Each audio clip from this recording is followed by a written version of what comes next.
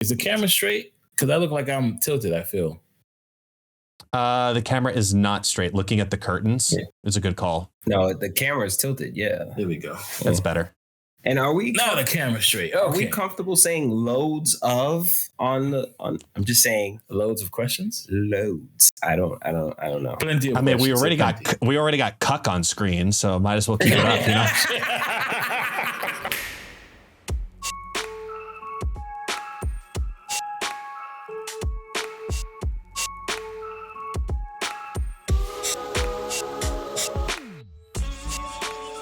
What's going on, everybody? Welcome to the Marvel Snapcast episode 100. Let's go. We're going to be talking Hydra, Esme Cucko, Surge, new cards, lots of questions from our chat and our Twitter and everybody who submitted questions. Shout out to y'all. Q&A. We're going to do crazy things today. We gonna get hype. I am your co-host, the top 5 best snappers in the world. Cino, because I snapped that hot fire, you heard? And I rep that power on all day. I'm also here with your other co-host, the Infinitius. He got every variant in the game. Every variant? Every variant, y'all. Let's go. The super tech god.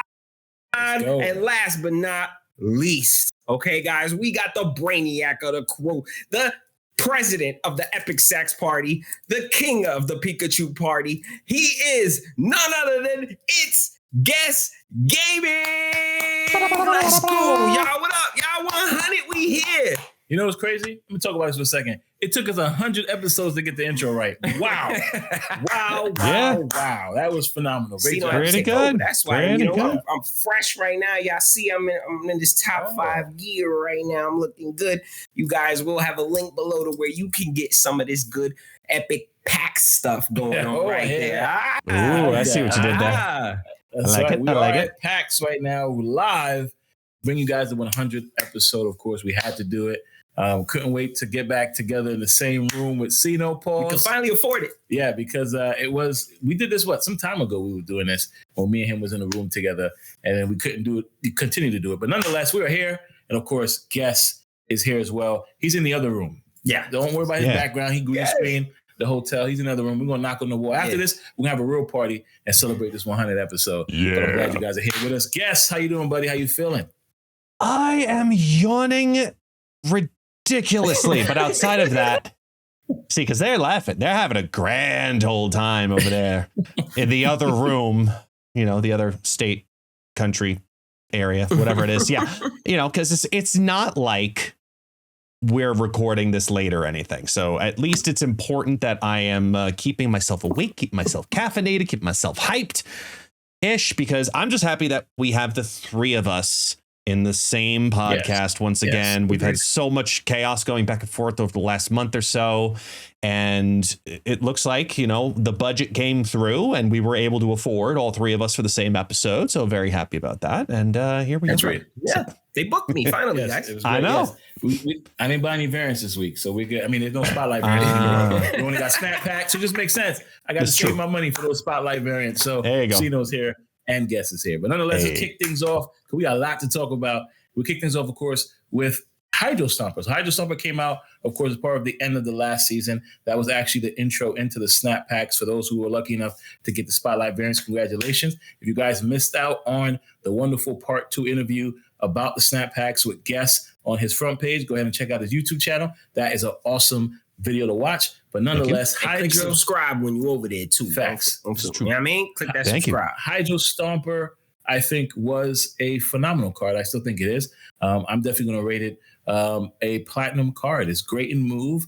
It's great in other packages, of course. First, tell them what it does. Tell them what it. Well, it's an ongoing card that, of course, gets additional power when a card moves. So throughout the entire match, this is the first move card you don't have to have down on a turn. It just sits in your hand like Null and all the other cool ongoing cards that get power. Then you can play on the last turn and voila, go ahead and drop that big power ongoing Hydro Stomper on the field. So Hydro Stomper, I think, is great for move.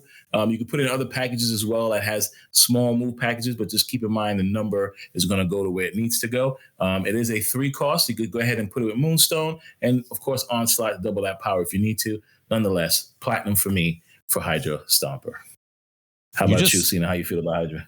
What's the matter? No, you just gave me a great idea because I don't even think you caught the accidental. You talked about the power of the ongoing, and you just said power ongoing, and I was like, wait a minute, you've got this great tournament idea in my head of calling it the power ongoing power, the POP tournament, where you have to use an ongoing thing sponsored by Power on Gaming. The whole event just came to me. Stay tuned for the future, but like. Yes, power ongoing power. I'm like into your mind. Yes. POP. Here you go. The POP. Yes, that's awesome. All right. Cena, how do you feel about Hydro Stomper? We're doing big things here. Yeah, facts. I'm gonna give Hydro Stomper platinum. I'm gonna give it a platinum because I think it fits. I think it's essentially now. You have to have it in your move list. I think it's a great tool just to have in there, especially with Madam Web and all those shenanigans that you can pull off with moving cards. I mean, there's archetypes out there that aren't really dedicated to the move, but have move in it. You know what I mean? So facts. I think it's perfect at a curve. So I think Hydro Stomper is an essential card. If you're a move fan, you need to get it. If you're not a move fan, you probably don't need to get it, but you should have it in the collection. So I'm going to go platinum with Hydro Stomper. All right, guess how you feel about Hydro Stomper? I was surprised by the card. I was not expecting to as regularly get it to 3.9, 3.10, 3.11, etc. as I was definitely getting it to do so. I'm not as high as you guys though, because I was trying to figure out how can I compare this card to something. You're like sure if you're not. if no, you're because I don't know. It's because like this is damn true. Granted, I know I'm not as high on this card compared to others here in this podcast. It's a family show, I think. So I'm just going to simply say that I look at other 3-drops that could go down on turn 6 similarly. I look at things like Speed. I look at things like Sage. I look at even Starbrand to a degree. I'm like, how consistent is this card and how relevant is this card? And it all comes down to Silk. If you have Silk down early, this is regularly 3.9, 3.10 plus. If you don't have Silk either in the deck, yet alone get it out early, I don't think this card is as good. So I'm going to give it a double gold because I do think that for move, for a lot less work, I'd still probably rather build something that allows me to play Vulture and get it to move once versus the unpredictability of Silk, where at 2.5, I still think Silk deserves a little bit more power. If it was a 2.6, then I think, honestly, the value of Hydro Stomper goes up, and it doesn't seem like it's a lot, but I do think that it is relevant. So I'm going to give it a double gold. That's fair. That's a good point. I get it. Yeah. I respect that. I was going to go double gold too, but I just felt like it was too must-have in that archetype. It's tough to justify. Yeah, it's just so tough to say. Like, would you consider Sage or Speed a platinum card? 100. No, Sage is double diamond for me. You already know Sage that. is a diamond for me. Yeah, there's ways to make Sage very effective. I think it was Sage and who? And Sage, Speed. Speed. Okay. Yeah. Speed is a gold. I go double gold with Speed. Really? Go gold. Yeah. See, I'd rather play Speed over Hydro Stomper. Most cases. That's fair. Most cases. Listen, honestly, I'd rather play Gamora over Hydro Stomper. If you want to get technical, right? Remember that old move package that Molt had with the Gamora move? The OG Gamova deck? Yeah. Yes, we just went back. That's good stuff. That's true. So but to that effect, that's what I'm saying. Right. The package that you have to build to get this card to take advantage of it, I think that for move decks, there are other things that you could do that are probably a lot simpler rather than get that Silk and the unpredictability value. Right. Pay off by having a large Hydra Stomper.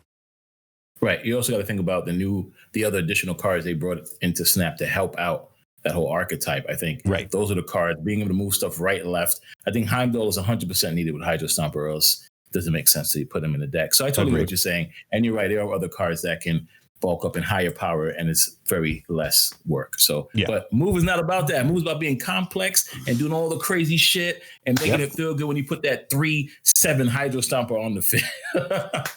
But nonetheless, we'll kick things off with this season, the new season of Marvel Snap, the new X-Men. We got one great card and another okay card that came out. Of course, we'll kick things off with Esme Cucko. Yes, Cucko Berry, the wonderful card of the season pass. And this card's a 3/4. And on reveal, when it's played, the top card of your deck take its stats. Well, sorry, it becomes a 3/4, right? It doesn't take its stats because if you buff... Not top card. It copies a card from your deck. Copies a card from your deck and give it 3/4. Does it give it the stats though? 3/4. Just 3/4. So no matter if you buffed Cucko with... Doesn't matter. Okay, cool. So there you go, guys. It copies a card. So it works good with Victoria Hand. I did have it in a Victoria Hand deck. Copying a card, making it a 3/4.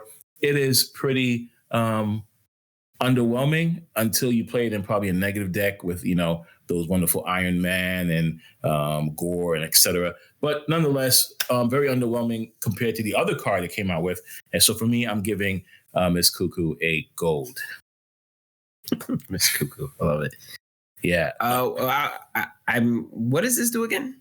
It's a 3/4 on reveal. Clearly, you've got experience with the card, so I'd love to hear Sino's in-depth analysis of his experiences with Esme Cucko. Because last I heard, you hit infinite rank 1 with this card. Correct? Yeah, he did. Day 1. Gotcha. So how did you get there? Let people know, what deck did you use Miss Cucko in? The fuck are they talking to? I'm misinformed. Who went on my account and went infinite day 1? All right. Sorry, folks. He's only the 2nd through 5th best top snappers in the world. He's not number 1. Sorry, my bad. That one, just the name alone made me uninterested. I was like, oh, Esme Cucko, really? Okay, yes, Pat. No, from the description, it didn't really grab me from when I first heard it. So when he explained it just now, it confused me. That's why I asked again. What is it do again? That's fair. But I'm not too into this one. I think I'm going to pass on this one.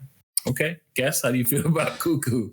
So I tried a couple of different shells. I tried the negative shell. I tried the Victoria Hand shell, which honestly, the Victoria Hand shell was the best feeling one. And I think the only reason that it felt that way was because 3/4 just did not feel like a good stat line to get a copy of.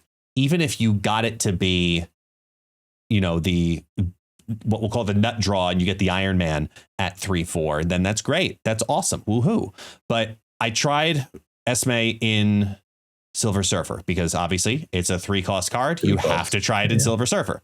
And a lot of people were hoping that this would be like, okay, this is going to be good. You can get another Sage. You can get another Surfer. You can get Sarah out early potentially. And I just still didn't feel like it brought enough value to absolutely need to have this card in a Surfer build. That ain't no 3-turn. Yeah, I was like, okay, maybe. So I guess. Not on turn 3. Not in a Surfer deck. That turn is just set for other things. It's just it's too valuable. That's a turn that you're looking to either set up your Brood to drop down because you played the Forge before it, or the Sebastian Shaw, or the Captain Carter, like that. That's your turn 3, and on turn 4 you feel like you're late trying to play the card also. So it doesn't feel right, and I think it's just because it's understated. I think that if this card was maybe either drop the cost or raise the power, I think it would be a lot better. Have a better opportunity, increase the chance of what it could be. Like if this was a 2/4, I think this card gets much better. I think if it's a 3/5, this card gets much better. That's too powerful. I disagree because right now look at what happened with Captain Carter. We thought 3-cost was going to be too powerful for that card, and it's right now in line. I think that Esme, the problem with the card is getting the copy and then finding out what to do with it. So by dropping the cost, you increase the potential number of cards that it could copy. Yeah. But the cost, I'm with you. I'm talking about the power. You think 2/4 would be too much? I think. You think 3/5 is too much? I think 3/5 is too much. I'll take a 2/4 Esme any day. You copy an Iron Man, you're already getting 10 power off the rip. At least you do it with the 2-4, you get 8 power. But so that's what I'm saying. But remove Iron Man from the conversation because Yeah, remember, that's what I'm saying. But remove Iron Man. Think about Sage. Think about Gore. I think the 5 is too powerful. That's why I have the issue now with. I think for those nut draws, it's irrelevant. Yeah, it increases the mid draws. Because if it's Iron Man, it's going to do Iron Man things, whether it's a 4 or a 5. If it's Gore, it's already doing crazy things, whether it's a 4 or a 5. I think you're looking at bumping up much better. Yeah, you're bumping up much better cards specifically by giving it that 5. Because 3/5 is kind of like the base stat line of being a good 3-cost card nowadays. So that's where that's how I look at it. Is I think 3/5 would be good, which is why I liked it in Victoria Hand because it was always a 3/6. And if it's going to be dependent on Victoria Hand, I'm not as much of a fan of it personally. So to me, this was just a gold. It's a season pass. It's always got good value as a season pass, but I think this is a card that at the end of this month that they absolutely do something to change. Oh, maybe, that's right. Because no OTAs until the end of the month, so it makes it. I was gonna say sooner, but you're right. I do like what you guys are saying. 2/4 sounds better. I like the 2/4 because the copy coming on 3 is a better thing than the copy coming on 4. Saves you on curve. You have a lot more important things to do 3 and up. So maybe a 2/5 would be perfect, right? Put it right in the middle. 2/5. I like that 5. Yeah, let's go. So there you go. Next, we have, of course, the better of the 2 cards. Off the rip, before I even get into what I'm going to say about the card, I'm giving this card a double platinum, almost a diamond. It is Surge. Now, Surge is on reveal. It gives a negative cost to the card and a positive power to a card. Cool part about that is that the second part to its ability. When you play said card, it does the same thing for the other card that comes on the top of your deck. So that's the cool thing about Surge. It takes the top card of your deck, gives a negative cost and additional power. And then when you play that card, it does the same thing for the next card on the top of the deck. So Fastos vibe, but better, right? Because you get to play it, if you get to play it in succession, it's even better. But nonetheless, I'm having great success with it in a She-Hulk Infinite package, and it's been doing wonders. Being able to have a low-cost Shadow King or a low-cost Shang-Chi and be able to copy those and have a blast with it. I think Surge is such a fun card. It's something new into Marvel Snap, and I love that type of style when you bring these type of cards into the game because it can be in any type of package. You don't have to worry about playing it in one thing or the other. And I'm having a blast with it, so I'm giving it a double platinum off the rip. Almost diamond, but we're going to save that for later in the season. Switch it up. Let Guess go. All right, Guess. Switch it up, baby. Let's go. It's a rhythm. You know why already. We episode 100. So Guess. Surge. It's just a rhythm. That's all. We just he's passing it off to the guy in the room. All right, whatever. No, but for real though, I think Surge is absolutely fantastic. I think this is just a great card. It's an extension of Zabu. It helps so many decks fix that final very specific turn 6 where you're trying to do a 4-drop and a 3-drop very often. I think this is a really, really strong card. And people were excited for the card, and there were a lot of questions about how the mechanics would work if you have 2 of them, if you proc the same one twice, if it's that plus an Absorbing Man and a Wong and the this and that and the there's lots of shenanigans that happen with this card. Yes, it gets absolutely decimated by one little tiny rock. If someone drops a Korg, you're like, well, I'm SOL. But outside of that, this is a really, really strong card right now. And I think so much so that it gets hit to being a 2/1 in the future because it is very, very valuable. Energy cheat is always good, yet alone energy cheat that can start on turn 3 and keep cheating every turn. If you build your deck right, you could just, whatever the top card in the deck is, it's irrelevant. It doesn't matter what order it is. All right, play it on down. Stats. So I've had a lot of luck in a variety of different shells. I had luck in a Surfer shell in this card. I had luck in a Affliction shell in this card. I had Thanos do well with this card. I think this is just a really well-rounded energy cheater. And it's nice to see, besides Ravonna, another 2-coster that can do that. So this to me is my double platinum. I think this is an absolutely fantastic card. The only reason I'm not going diamond is because I do think it drops to a 2/1, but I'm totally fine with that. I think this is just an absolutely baller card. Yeah, I hope it says the 2/2. I do too. I hope so too. I get it. Yeah, I hope so too. But we'll see what they do in a month from now. So how do you feel about the card after hearing? Yeah, no, I like what I'm hearing. Honestly, I like anything that does energy sheet and power buff, right? And this does both, so that's awesome. Like I said, it was giving me strong Fastos vibes, but like Guest was saying, I like it with Ravonna, and that was the first thing that kind of popped into my head. Also, Zabu. I was thinking Pixie a little too. I don't know. You would have to probably play Pixie afterwards. But I think that goes well, even though if you Pixie first and then you just bring down whatever, is in there still is great. Also, what you were doing with the She-Hulk and Infinite, that whole combination, that's awesome with the Moon Girl and all that. I think she works well also in negative. It works well in negative. I'm a fan of this card. I think it's a double platinum. I think it's a great tool to have.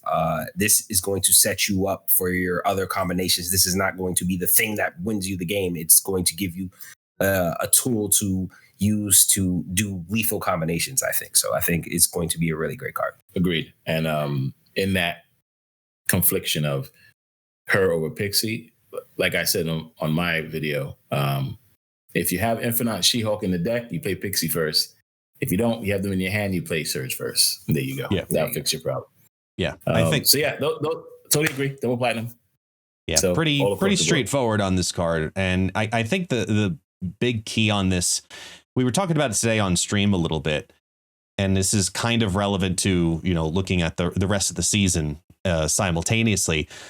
Marvel Snap kind of has a little bit of an issue where it seems to be that the first week of the season is more often than not the week to be present in Marvel Snap, because not only do you get the season pass, but so far I think it's either 3 or 4 of the last 6 months, the card from the first week is the best card of the season. Yeah. And better than the season pass. I'm looking at Prodigy, I'm looking at Elixir, and looking at Zorn. I'll go over them in a second here too, and I'm trying to decipher which of these could be better than Surge, because as of right now, Surge is better than Esme. I think that's pretty straightforward, and we all agree with that. Yeah. But looking at Prodigy, who comes out next week, who's an on reveal, if this is in the back row, copy the text of the card in front of it. I was trying everything in my power to figure out how to make this card work, but we'll get to it in a second. Then there's Elixir, who comes in after that. The back row. Right. Back row. Exactly. Copy the front. Yeah. Elixir's an on reveal also that originally in the previous data mines was an activate. Now it's an on reveal. I'm really disappointed in that, but the on reveal is one of your cards destroyed last turn gets revived here. And when this was an activate as a 2 cost, this was probably going to be the best card of the month. But then they changed it to on reveal. Right. But then they changed it to on reveal. Why did they change it? Because on reveal makes what am I doing? So much harder. Okay, continue. Sorry, continue. It's so much harder. And then lastly, it was Zorn, which is after any 3 or 4 cost card is played here, move it to another location. So it's taking the Magneto-ness of it all, if you will, and kind of leaning heavier into that. But is it your opponent's or is it your side as well? Both sides. So any side. It's okay. All right. It's not bad to take another move card if you want to. Okay. It's an enabler for you, and it's a defensive piece at the same time, because it prevents 3s and 4s from being played in that lane just as much for them. So I'm looking at Zorn, I'm looking at Elixir, I'm looking at Prodigy, and I just can't see any of them being better than Surge, which leads to that conversation again of the first week of the season. For lack of a better term, Marvel Snap blows its load in the first week. And then you're kind of like, well, shit. Can he say that? Is he allowed to say that? No, yeah. The season pass is Esme Cucko spelled how? Don't do it. Okay. That's been on the screen in the video podcast the entire time. So shush. Look, but for real though, I think that Surge is going to be the best card of the month, because I'm looking at Prodigy and Elixir and Zorn, and I just don't see any of them being better than that. No. So Prodigy's next. That ability of copying the text in the front row. I mean, I get it. I mean, you probably think about things like Ant-Man or other ongoing cards that you want to copy the text of, or even, I mean, it's just, I don't know. I'm not feeling Prodigy, but we'll make something cook with it. For now, like I said, I mean, granted, you guys, you probably don't see it yet, but there's probably somebody out there chilling right now that has the craziest mad scientist ideas. So don't pass judgment yet. Just wait until you see how it plays out. You know what I mean? Yeah, I'm going to try to put something together and to see what. Of course, as always. It stands, we're just doing a rapid fire how we feel right now. Mm-hmm. How I feel about this card: silver, maybe double silver. Prodigy. Yeah. What do you think? I'm go double silver for now because I don't like it, but I don't want to. I reserve major judgment on it. I'm gonna go double silver, and maybe it goes to gold. All right, what you guess? Because this is a 3-cost card and wants to copy cards that drop down before it, therefore lower costs. This is so counterproductive. Why would I spend more to get a cheap card's effect a second time? I just don't understand why this card. I mean, now that you mention it, you probably copy, what's that guy's name? Sebastian Shaw. Okay, so it's a 3-4. But then to do that, you have to have Sebastian Shaw in position 1, another card in position 2, then this behind it in position 3. Yeah, it has to be the back row. Yes, you're right. You're working way too hard. You're working way too hard. Like, I was trying to think of maybe some Ravona shenanigans, maybe some Surge shenanigans because it's down. I would think it could have been in some Moonstone shit, but I don't think that even works. I mean, it could, because like kind of like what Tech was saying, you got the Ant-Man piece. You put Ant-Man down in position 1. That's where my first thought was. Something in 2, and then this in 3 and Moonstone in 4. It's a lot of, plus 4s being added to that stack. Sure, maybe, but you could still probably outdo that. Exactly. Why? At a 3 cost, why am I copying something that's 1 cost and spending 3 for it, or 2? Or you see what I'm saying? Like, this is just not the card. This is not going to be a good card, especially when people start playing Clog. Yeah, right. Exactly. Okay. So double silver for you or plastic? It's going to be silver. It's not double silver. It's silver. All right.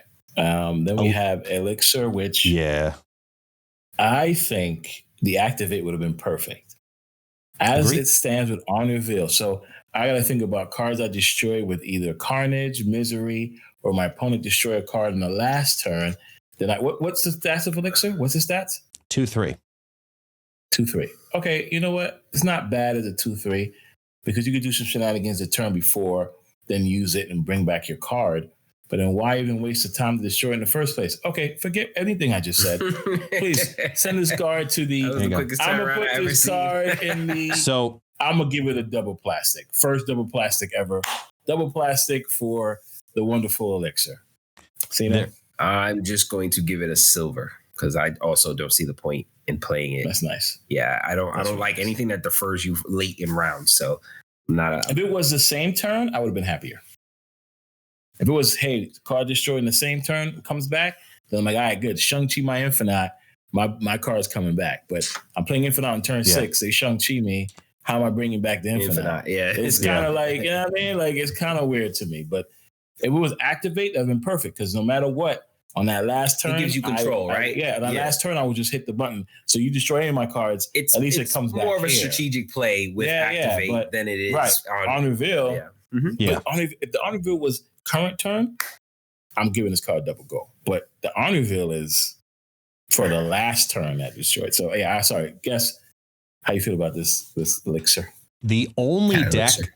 Yeah, there you go. The only deck that I'm truly interested in trying this card in is a Atuma Nimrod deck, because I love the idea of drop down the Nimrod in the Atuma lane. It destroys it. And then for 2, you bring back another Nimrod, because remember, it makes 2 copies. And then you can play, your 3-cost, whatever, Venom or whatever, and then just activate a whole bunch of those to make, it's like another out mechanic to figuring out how to get out of that scenario of, did you get your destroy cards? No. Okay, well then that's fine.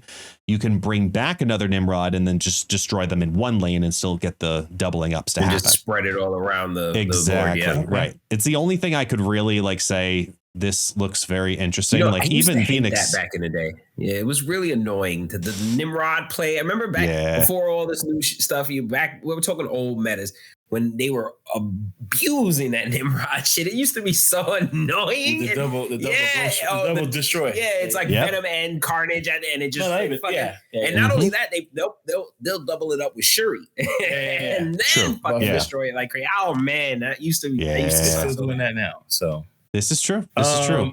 Okay, I mean, I like what you're thinking. What about Phoenix Force? I was really trying with it, but the problem with Phoenix Force is Phoenix Force specifically wants to revive a card that doesn't do anything all by itself and then creates it to do something. So it's got to create a movement. And this card just brings back, it's like, all right, I'm back again with no extra stats. Ta-da! And your 1/2 Human Torch is sitting there like, hello. It's just not really. Yeah, it's tough. Yeah, it's the only deck I was really like, okay, maybe there's something here. And then they need to fucking switch that shit back. Yeah, and then Zorn is weird to me because it's after any 3 or 4 cost card is played here, move it to another location. What's Zorn's stats? Zorn is a 2/3 also. I mean, it gives some great stats here because you get to play these cards nice and early. Or playing on the last turn with your Shang-Chi and stuff, because that protects your lane now, right? The 3 and 4 to another location, correct? Correct. Yeah. So if you play it there, it moves it to another location. But if a card plays there, not if the card's already there and you play Zorn. No. If it plays there after you play the So you have to have priority. Yeah. So to me, for an additional cost, instead of playing Zorn, you know what I would play? What? Negasonic Teenage Warhead. What you call me? What you call me? Because technically, maybe it could be any card that gets played there, and I got priority. Yeah. Negasonic's taking care of it. So if I play Zorn and I have to have priority, if they play their 3 and 4 there, it just gets moved. But what if the lanes are full? Then, unlike Cannonball, it's not going to turn it into a rock. It just can't move. At least with Negasonic, boom. Big old boom. Very good. Big thing go boom. Good job. But I'm here. The obvious synergy, something like, Vulture, obviously that's a guaranteed 3/9. Yeah, of course. I was thinking Vulture. I was thinking Vulture. For you. Yes. Okay. What about getting your Infinite down via Red Wing? Yeah, I said for you. Right. For you, it's fine. Zorn is good in a move package. But as far as the defensive goes, I would definitely rather use Negasonic. Yeah, no. It has like the bonus element of a little bit of defense. It's not a card that I think you plan defense specifically to be a part of. It's not a guarantee that it falls in your favor, correct? It may move something into another lane. Which and the Honorville still proc. So somebody's going to play a Shang-Chi. It still goes off and then it moves. So the only other... Sorry, I did have one other one. I think Clog could actually be very interesting here with this too.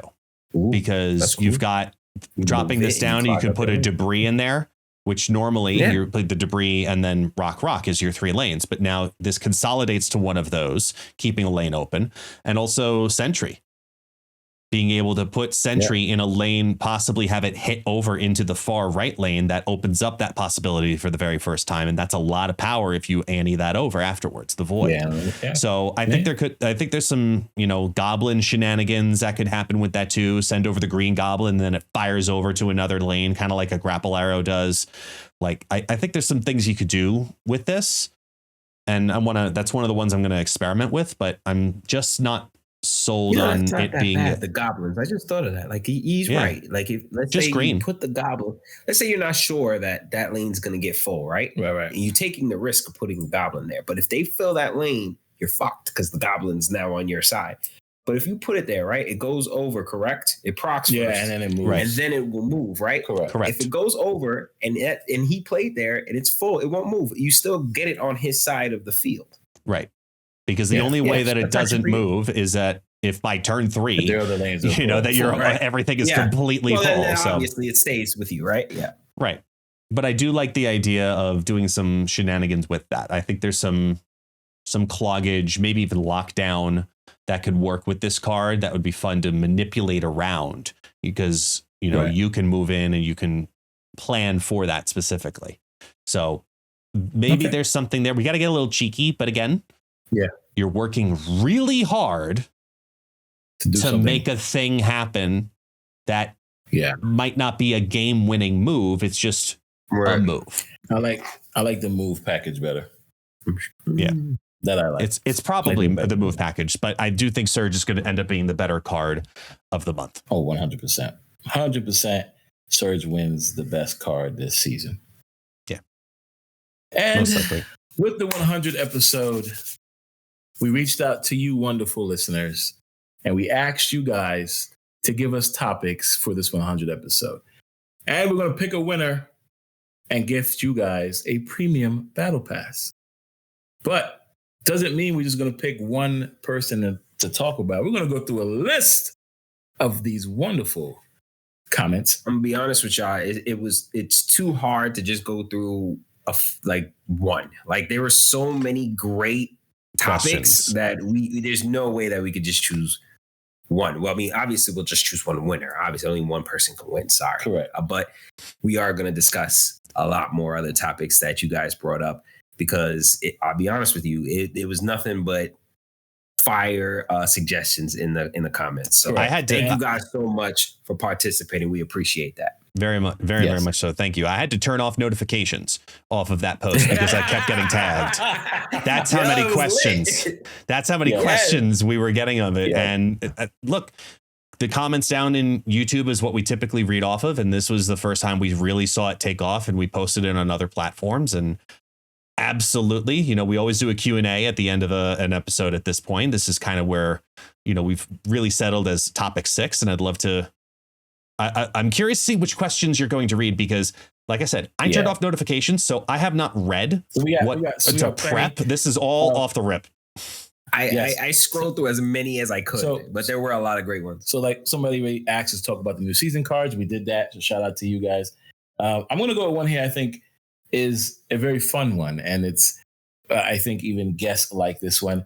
And it's from Snap Names. And the comment was, discuss Ken finishing guest sentences.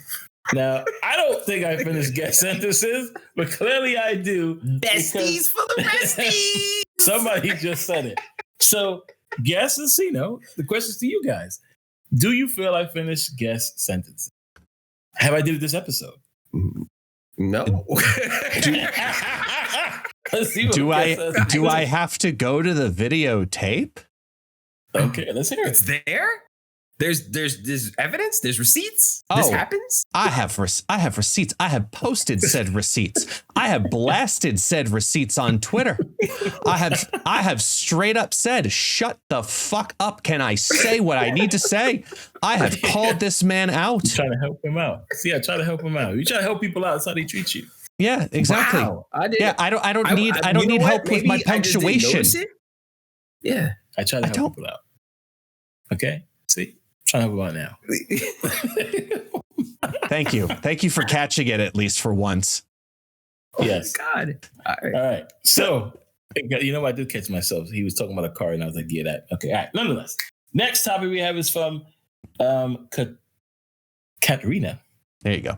Katrina Juarez that says, "Review how good the new packs are and how to improve the game rewards." That's a great topic. Snap Packs is not released. We didn't really dive too much into it. But if we're going to review how good the new Snap Packs are, I think they're great, especially for newcomers and even players like Cena who've been playing for X amount of time. Because I think as we did the takeover last week and I got there and Cena was like, "Hey, I got 7 new cards in one day." Like it was like an hour. And then we opened up a Series 4 pack and he got a Series 4 card and a Series 5 card. Yeah. And I'm like, wow, this is impressive. Yeah. So, Cena, I mean, to respond to that, for my take on it, I think it's been great for those players. Where I think it's not too great, where I think is going to be a little bit different is for the veteran players who've been playing this game for almost 3 years at the end of this month, that have every card in the collection. Yes, that's why I was actually interested, bro. Like you had me here. You see me, guys? I was like, listen, what is he talking about? Like I was dead ass. I was ready to listen to you. Hold on, wait. I was dead ass ready to listen to you and take you seriously. And then you take me left. You take me to another area. Like I thought we were really gonna talk some real shit just now. I am talking real shit. And you had me all on camera. Like what? Like where's he going with this? Like it sounds interesting, but now it's just like you're just like, hold on. No, listen, I'm happy because we get to pay $5K for a card that costs $6K. So I'm happy. So it does work out for us who have played the game for a while. I just think that majority of us will accumulate a ton of tokens. And just like things in the past, we're just going to be sitting there with nothing to do with it. So I think we need more packs. And I did mention they're going to bring other packs to come soon. We might see It's Guess Gaming Epic Sacks pack. Might see a top 5 pack. I hear that. We might even see a variant pack, SCG variant pack. Those things need to come soon enough so that we can use our tokens or give us something else to spend our tokens on. Other than that, Snap Packs is a diamond for me. Sino, how do you feel about? Oh yeah, Snap Packs are fire. I really do like Snap Packs. Like he said, I ended up catching 7 cards, and it was like an hour and change. Like it was literally, I was just going through, trying to, and it's crazy because I actually was like, all right, I want this card. I had quite a few cards in that series, and ended up nailing it, and it just gave me that old Snap feeling. Y'all remember when? Yeah, I used to go through the collections and then pow, you used to get that card or something like that. You'd be like, yeah, let's go. Like you Sarah. Like you need to get your voice on that when the Snap Packs open. It's like 2 cards in 1 pack. Yeah, let's go. That'd be fire. That'd be fire. You know what I mean? Like they snapping hot fire right now. Yeah.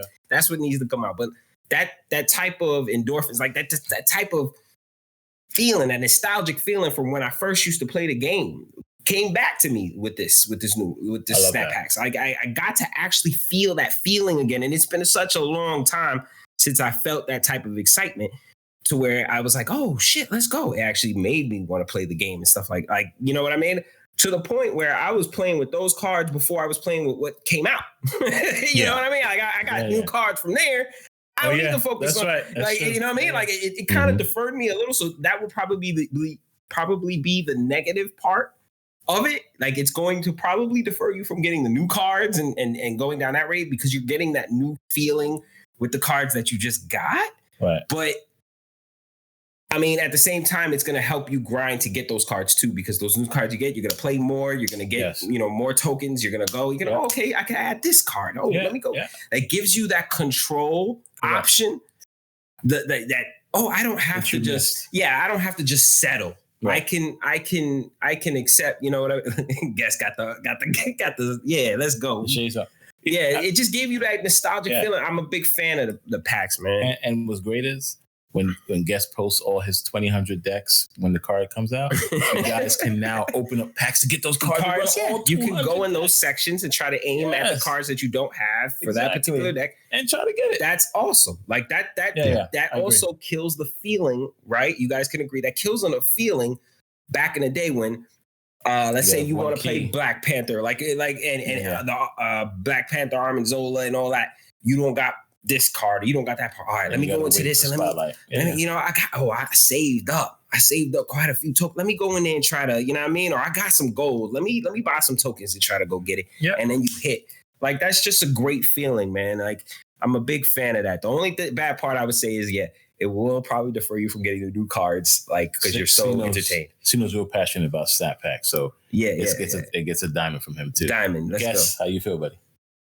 I think Snap Since Packs. You're the one that introduced it to the world. Let's go. You are Mr. Snap Packs, Mr. Snap Pack. Yeah, let's go. I do what I can.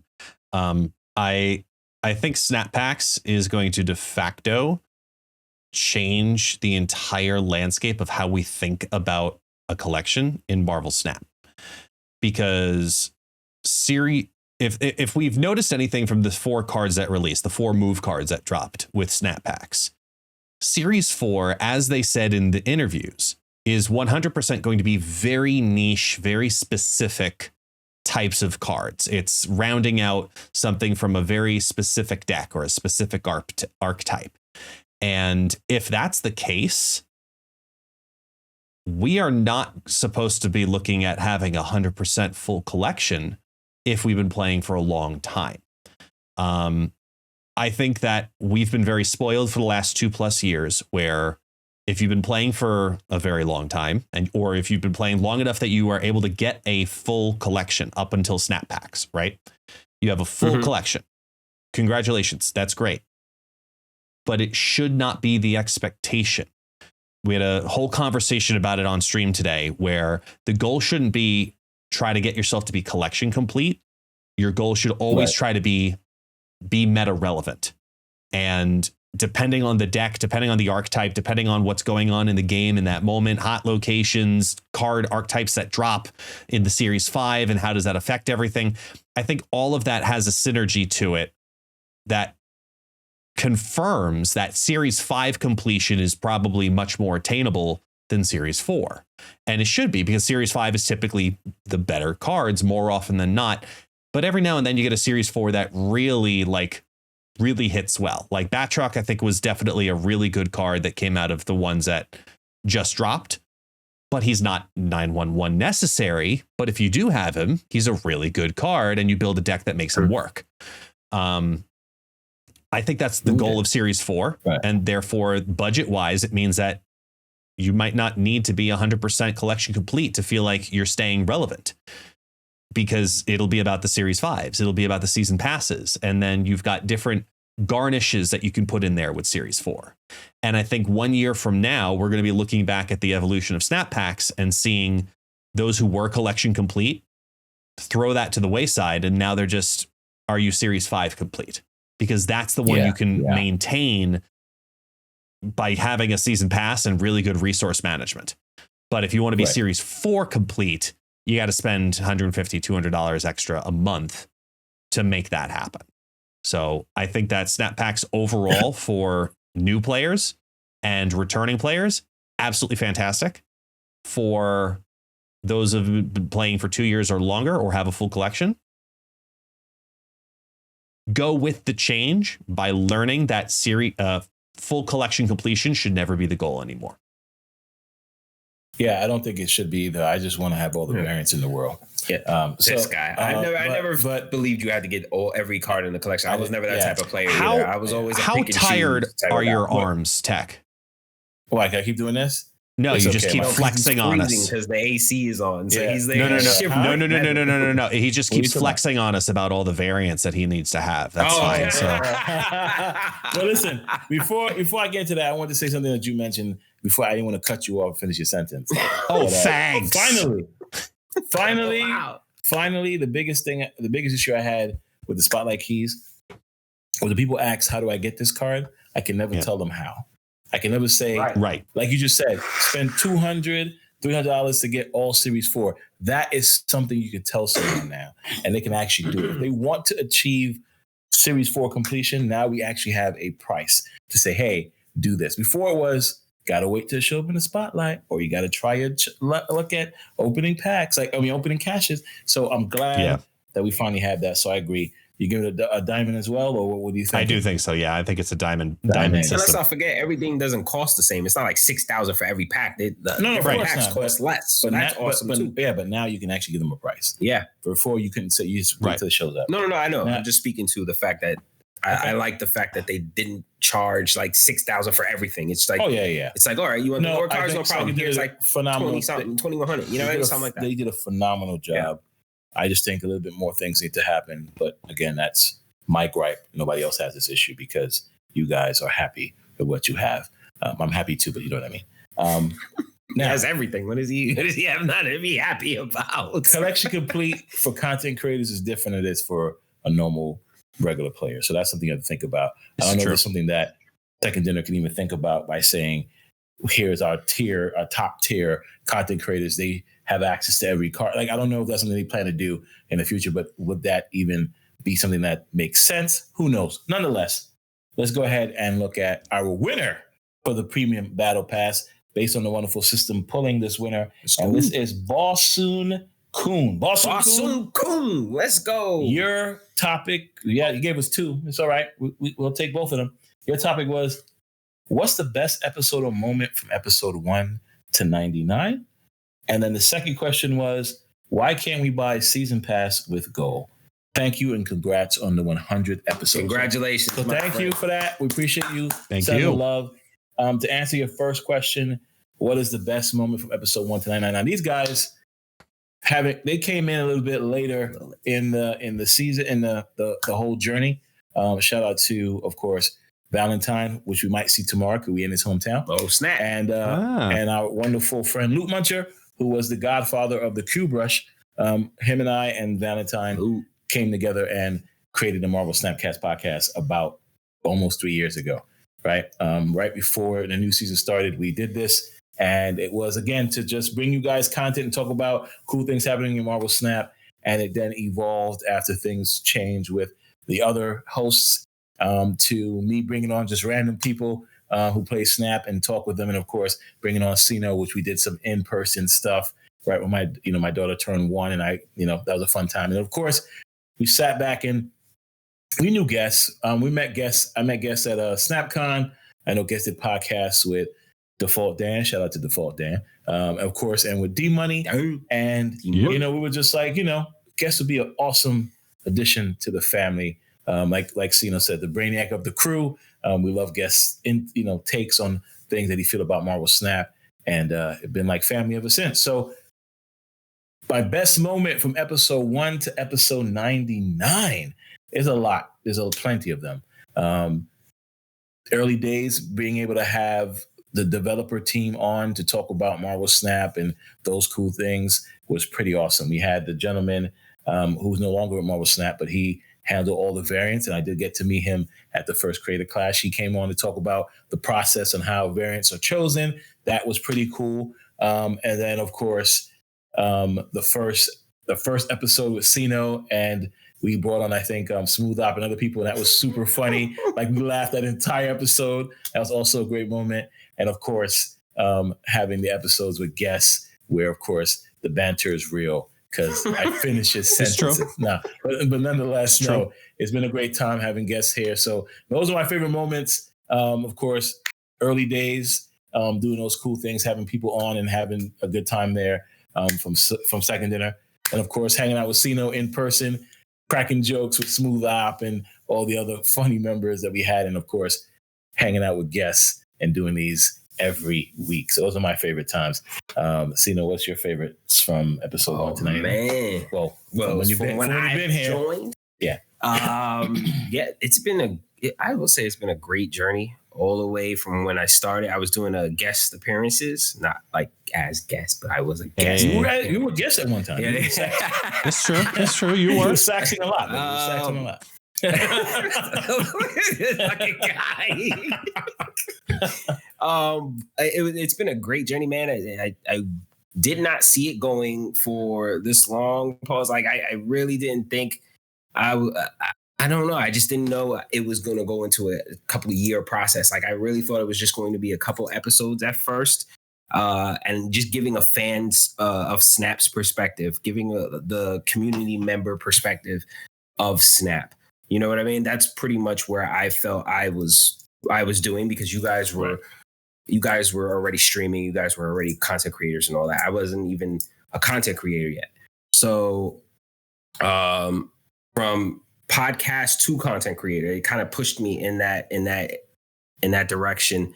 So it's honestly, it was like an eye-opening experience. It's been a great learning experience. My favorite moment, though, was the question. My favorite moment was the Smooth Op episode also, but I'll give a different answer for the sake of, the fact that Tech said it. I'll go with when we used to do the in-person also.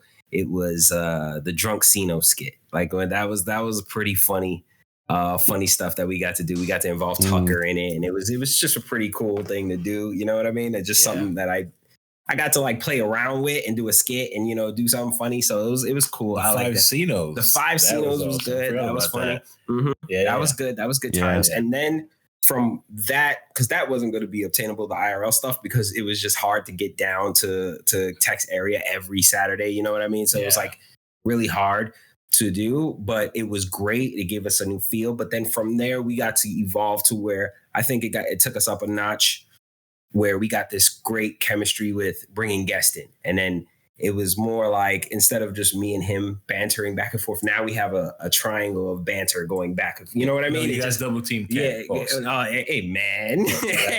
God damn it. Hey, listen. Relax. All right. You got to relax, bro. You've been crazy with move packages and all sorts of shit all day today. I didn't say nothing. I didn't say no cards. I didn't say what. I didn't say it once. All right. Can we not? I didn't say can nothing we not? there. All right. I left it all. I let it all go. All right. So you got to calm down. But nah, see, this type of funny back and forth, and we get to talk Snap, and we get the questions from the community. That's just all enjoyable stuff, man. So I will say this Drunk Cino skit was my favorite moment, and this has just been great. I love it.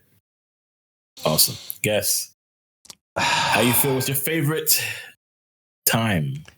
I mean, since I'm the baby of the group in two different ways. Baby of the group, the little big brother. Yeah, I'm the little exactly. I'm the little big brother, and I honestly think, like, looking at all of the different like segments and conversations that we've had, and we've had a lot of guest hosts also come on in and join the podcast at different times too. Yeah. Honestly, the thing that cracks me up more than anything else that makes me really enjoy in the direction of like the way that we'll banter, because let's also be clear, when we're giving each other a hard time, that's just us. It's not a show, and it's a fake. These guys can confirm just as much. The way you see us talking in the podcast, you put us in the same room by ourselves. Same shit. Same exact. It's just the same kind of conversation. This is just who we are. And there's no filter in that aspect. And I think it's one of the reasons we get along so well. But every time I've had the privilege of unapologetically leaving the podcast because we talk about the fucking Infinite needing a buff.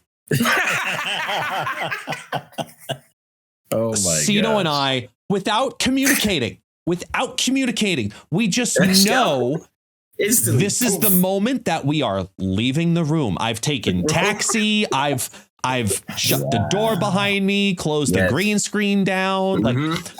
But it's just that understanding of having a conversation and making a moment, not just for the sake of entertainment, but also for giving each other a hard time in just us having fun.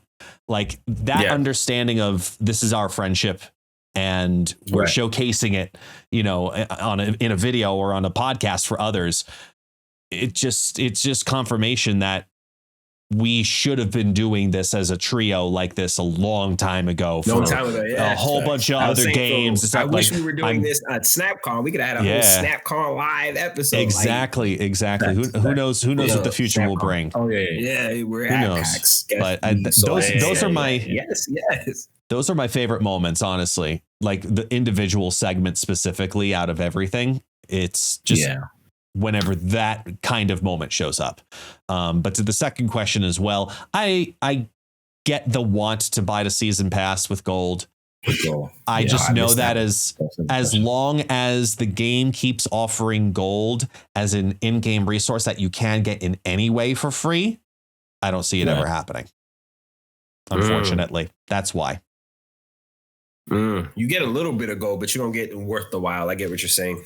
Yeah, you get a couple thousand. It's tough. I've been saying they need to increase the fact that the rewards we get. You know what I mean? Right. So I'm not opposed to gold being for the season pass. No, not at all.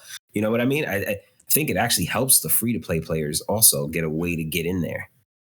Yeah, but then attribute some gold. Then the money for second dinner goes out the window. Well, I'm not here for second dinner. I'm here for you, the free to play, the community. Y'all, I'm the man of the people. Cino. Okay. Not second dinner employee of the month and former second dinner employee of the month. Oh my goodness. Let's go. Sorry.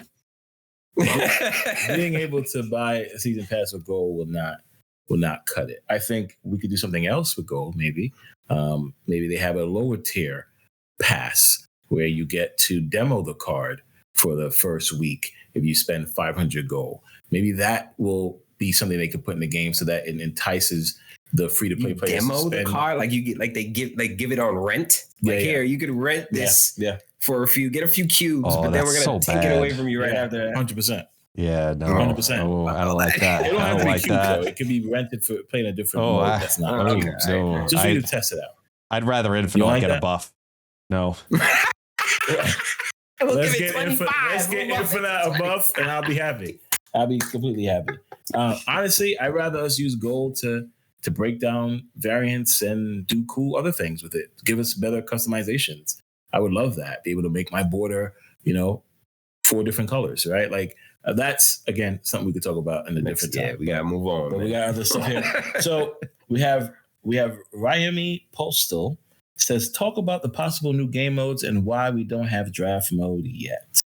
So possible modes. I mean, listen, they were giving us game modes nonstop, right? We got High Voltage, we have Sanctum Showdown, we have Deadpool Diner. Yeah. So I think we're going to continue to get new game modes as the game continues to grow. So what other possible game modes could we look forward to? I don't know. I really like Sanctum Showdown.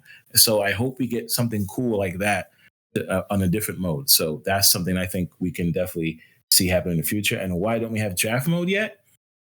Because draft mode is on the back burner, I would assume. I know they mentioned they wanted to do it, but I think at this moment, with snap packs need to come out and other things need to happen where we have a ton of bugs that needs to get squashed. I think that was on the back burner, and we should get it hopefully sometime in the future. As of right now, I think the focus is to handle the bugs that we have in the game and continue to help with the economy so that the game continues to be healthy. And then at that point, once the wonderful tournament scene gets nice and big, maybe they focus and put draft mode in the forefront.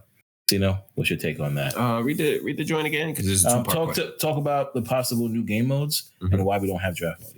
Okay, new game modes. I liked High Voltage. I would bring back High Voltage. Now, I know you like the Sanctum joint, but High Voltage is just a lot more fun and a lot less time for me, or a lot more time. Well, you know what I mean? It's just the possibility of playing a bunch of power in one turn just gives me more of that fun feeling than any other type of stuff. So I would bring High Voltage in. I would make it a permanent mode.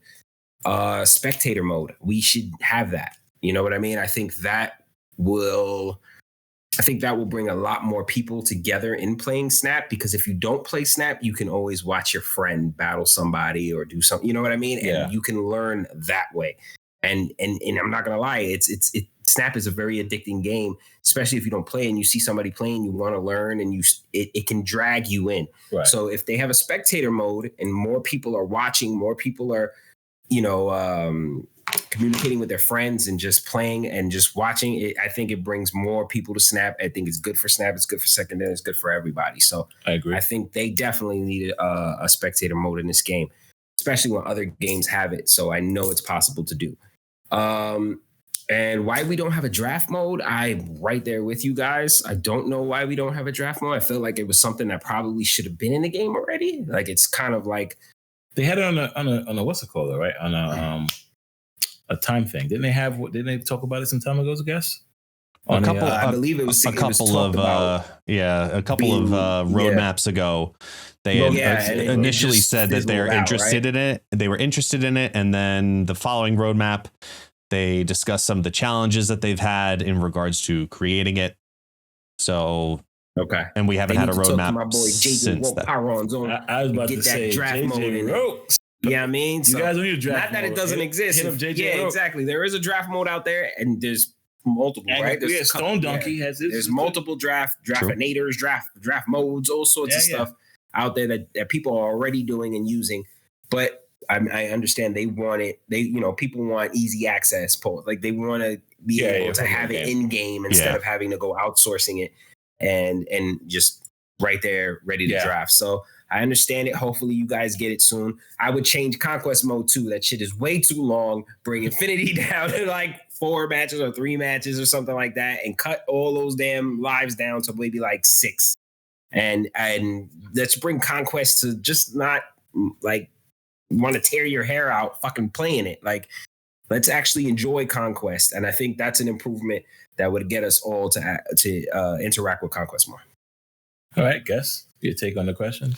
I think for draft mode, based on the conversations that we got from the past announcements, it's still pretty clear that the team in California specifically has not found a version that makes sense to have people interact with the game mode, because draft mode is a game mode that typically would be longer, right? And we saw the success of High Voltage, which was a faster game mode. Everyone was like, oh my God, This is a fast game mode. I love this. It's even better than Snap. Yeah. And people loved it. Exactly. And you get to play high powered cards, and you get to do some really fun things that you can't do in a normal Snap game, like drop Ebony Maw on the final turn. Like there's cool mechanics in that. I think if we've learned anything from the lessons of Conquest and the opposite end of High Voltage, is that faster is better. And a draft mode is, if you've done a draft in any other card game ever, this is not a fast mode.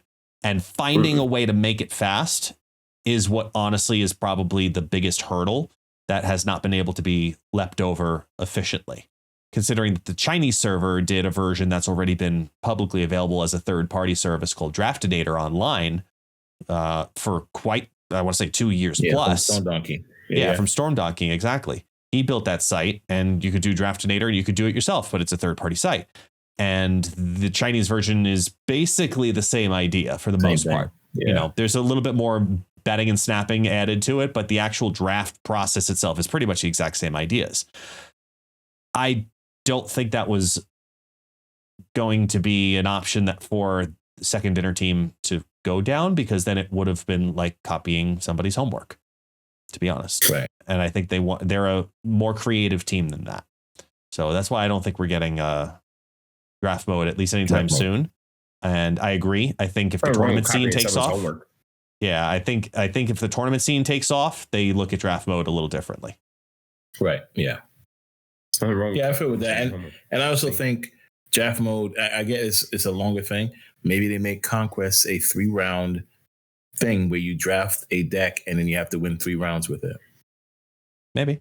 I think that would be better. That's something that can happen. But all right, let's go on to another question here from Ziha, if that pronounced correctly. Talk about the coolest things you've seen one of your viewers/fans do, either you or another viewer.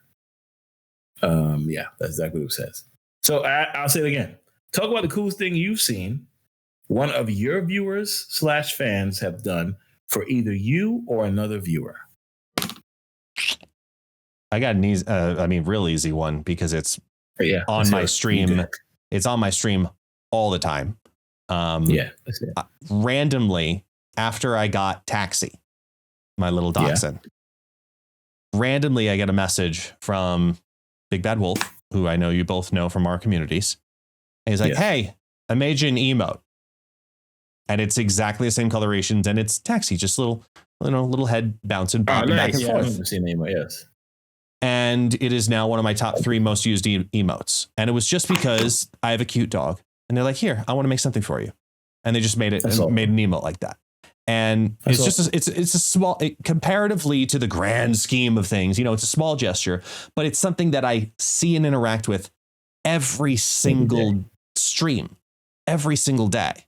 And that icon I've put into advertisements, and we've now done the Taxi-thon, and it was incredibly relevant. Right. So I think it's a little gift, little thing like that, shows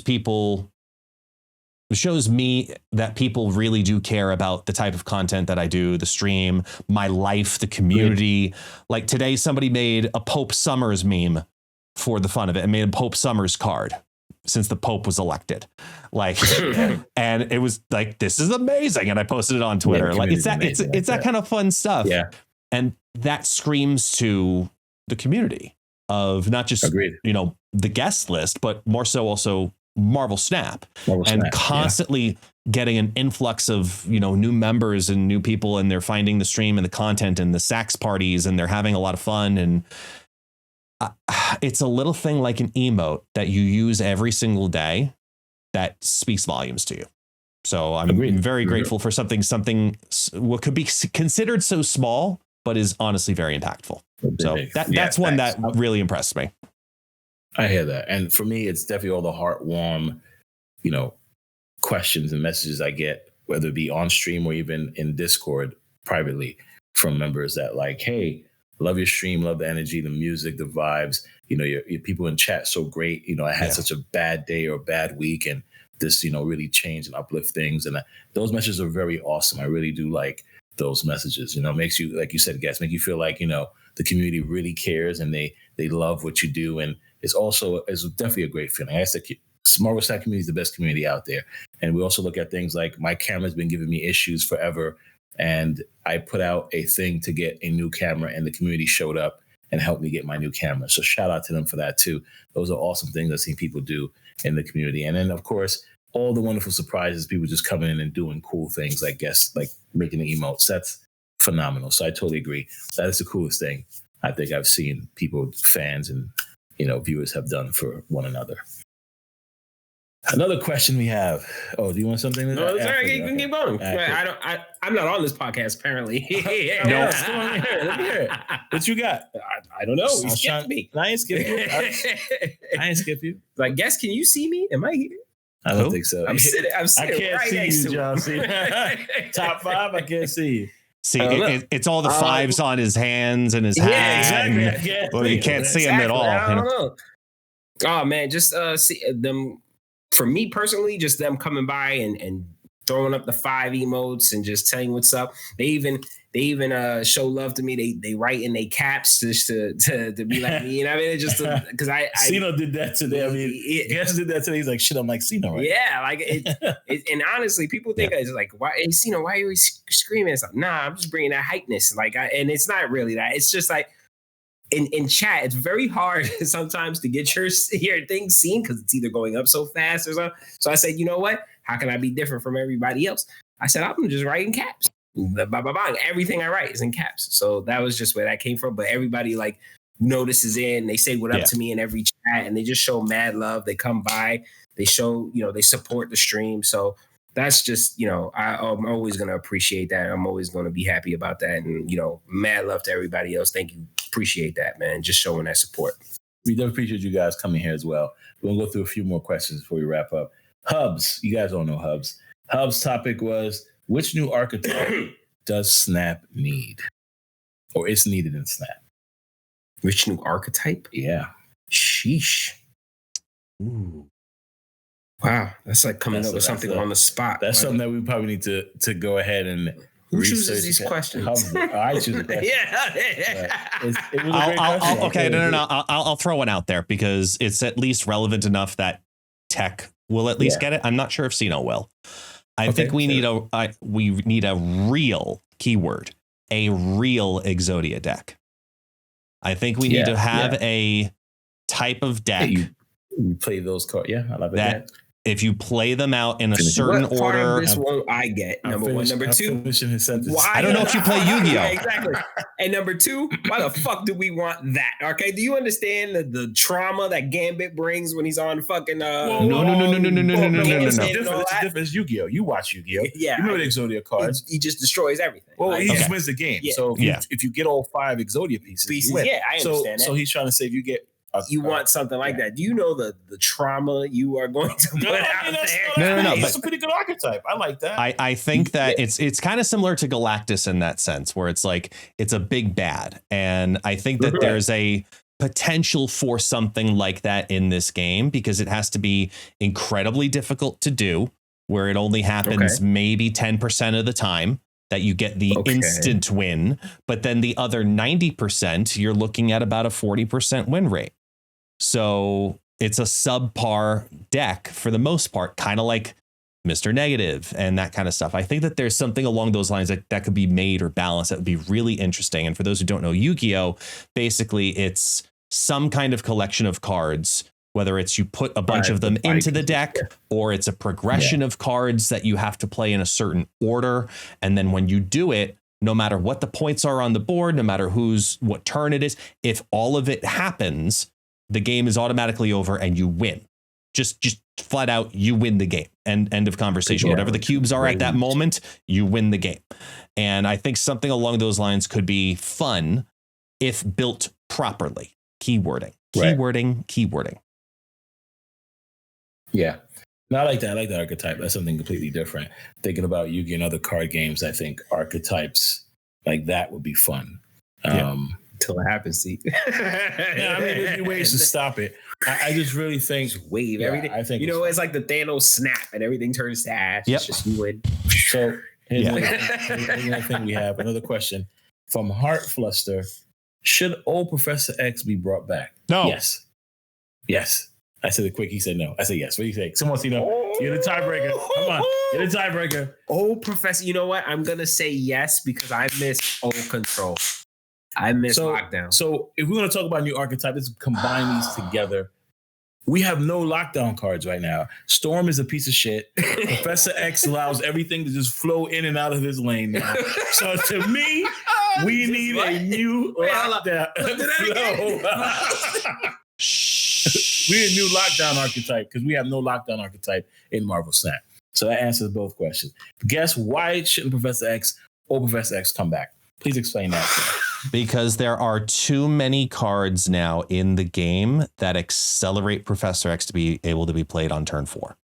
And that was the biggest reason that absolutely sucked more than anything else. If it was a full-on one lane by turn 4, that is why Spider-Man got nerfed. It's why Professor X got nerfed. I miss Spider-Man. I really fucking don't. No. I'm sorry.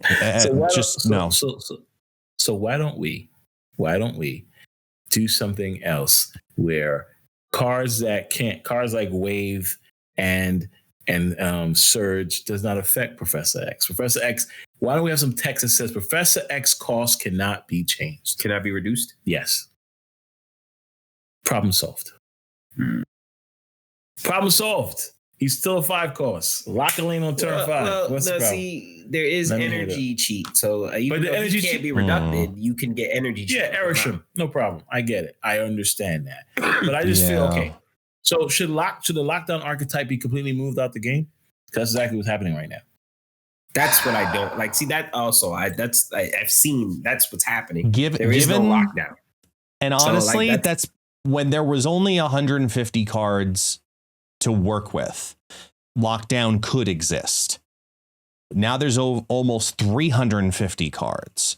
And the amount of possibilities that get removed from lockdown, the amount of decks, archetypes that get shut down by that one specific type of deck is unhealthy for all of the other decks. It's like why Galactus had to be nerfed to what he was as many times as he was, because when only one person is having fun, that means another person's probably logging off.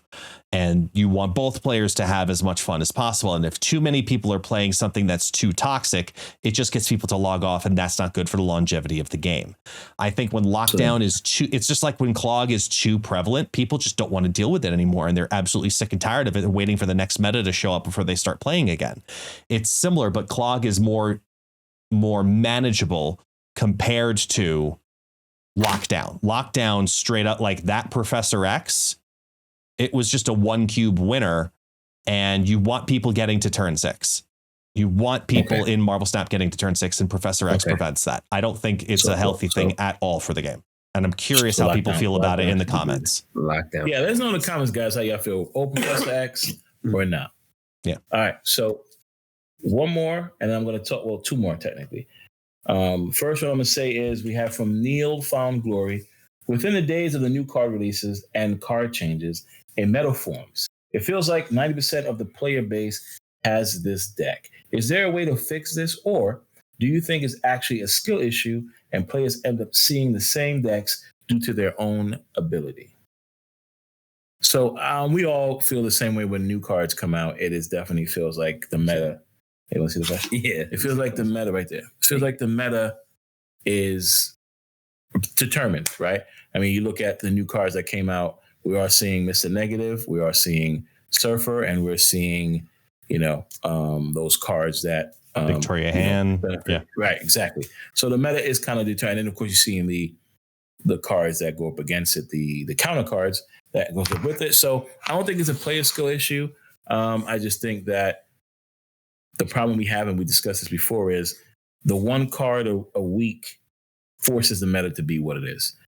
But then if you dump all the cards in the beginning, then it might, nobody's going to play the game at the end of the month. Because again, right, if we got all the cards right now, we're all playing Surge. We don't give two shits about the rest of the cards. So I get it. So I don't know what can actually help in this issue that we have now. I don't think it's a skill issue. I just think that you're either going to play with the meta, and now with Snap Packs, you should be able to get the cards, or you're going to play against the meta and play the counter. So that's my take on that. Oof. How you guys feel? That's a good question. That is a good question. I have a feeling I'm going to take up Sino's time on this because he'll basically go, yeah, that was perfect. You got to look at a season in Marvel Snap similar to a triathlon. So if you're an athlete going into a triathlon, you train for 3 different things. You train with the idea that I'm going to complete all 3 back to back to back and get from the beginning of point A to point B. Along that way, you've got 3 short legs that are very specialized, very specific things. And they're temporary. And then once they're over, they're over. But you still have the whole scale that you have to encounter. You have to figure out what's going to be the commonality along the way. How am I going to get from point A to point B, and then C, and then D, and then the finish line at E? And I think that with Marvel Snap, the constant changing of, look, you might not be the best swimmer, but you're a really good runner.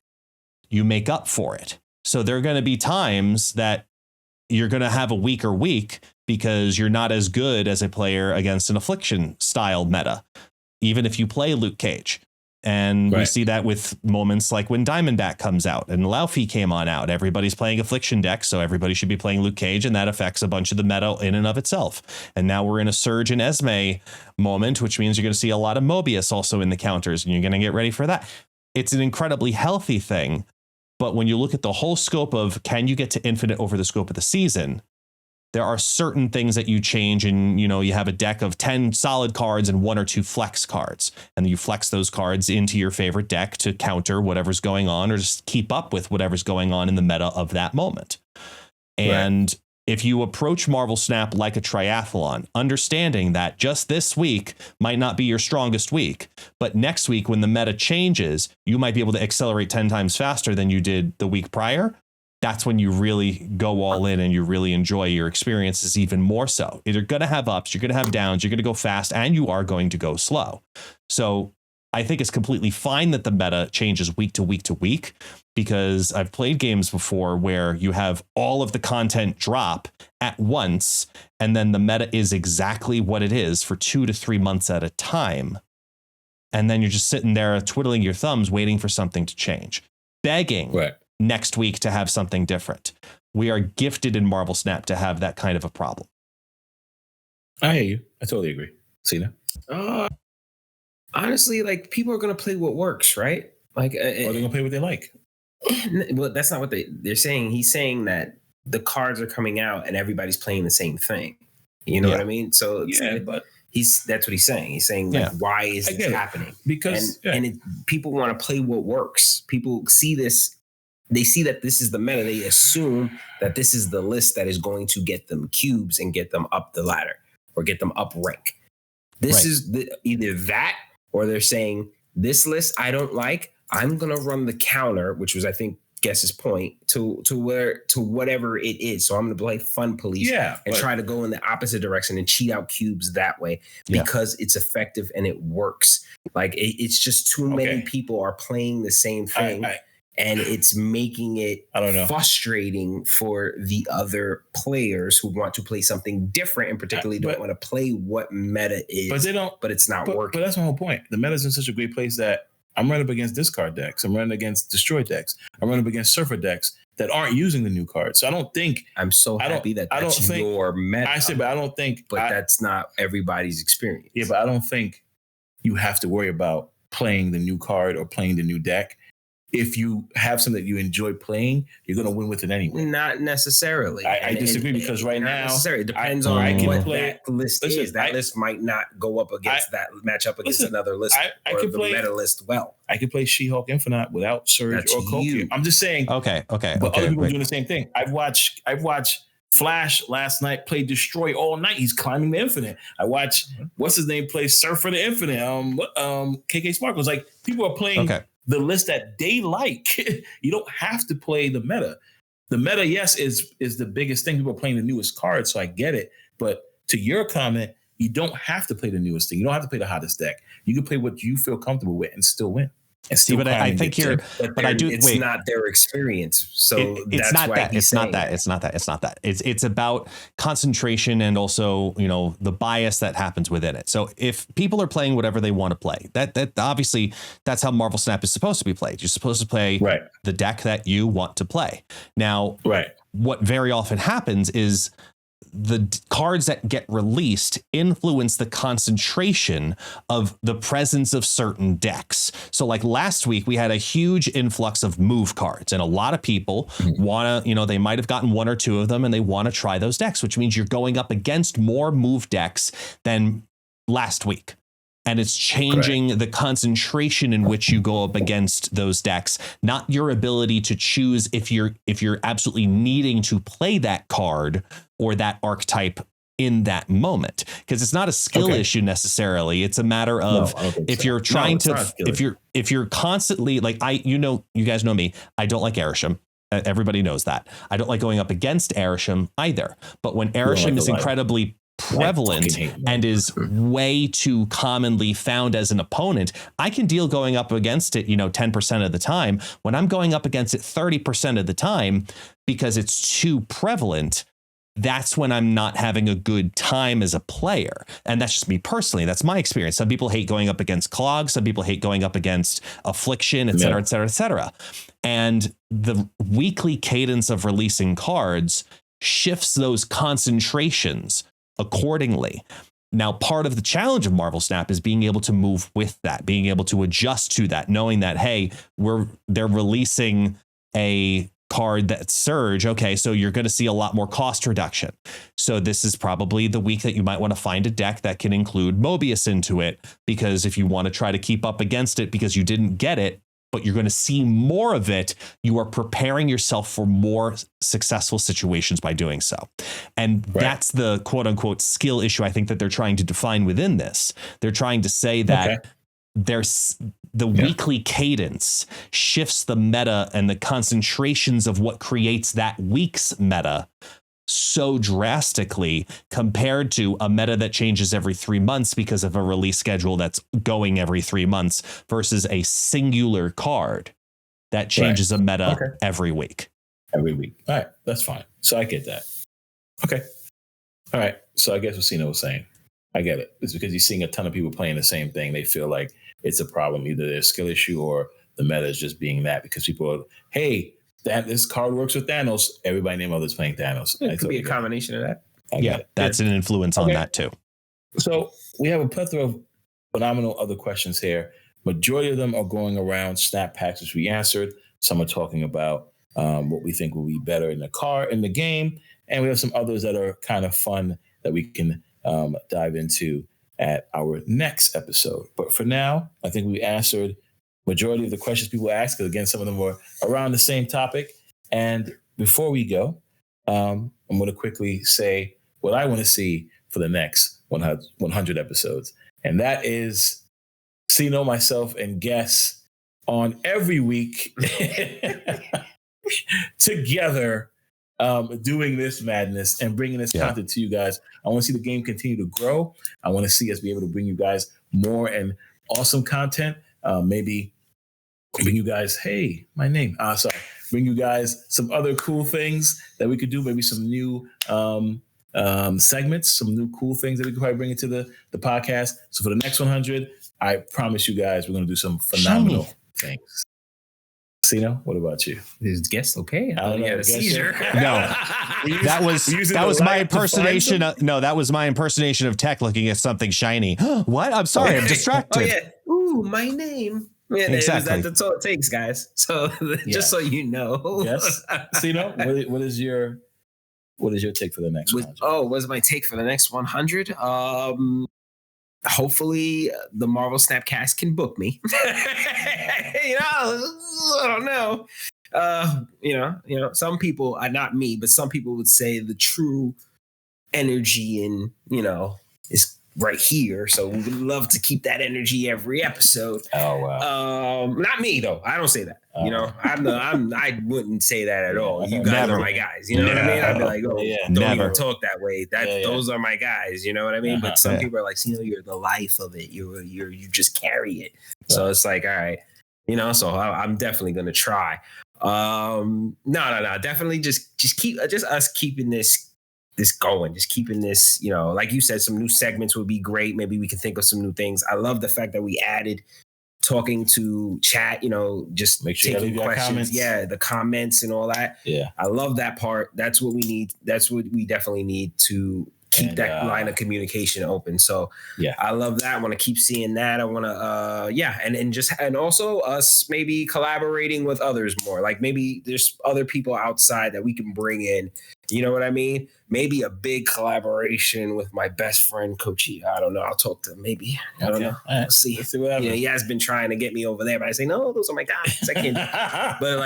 but you know, maybe we'll have that type of collab. Let's see. You know what I mean? We'll just to bring new, exciting content to you guys every week about Snap. That's what I'm looking for the next 100. Yeah, that's great. Buff Infinite. Go ahead, guess. What do you think?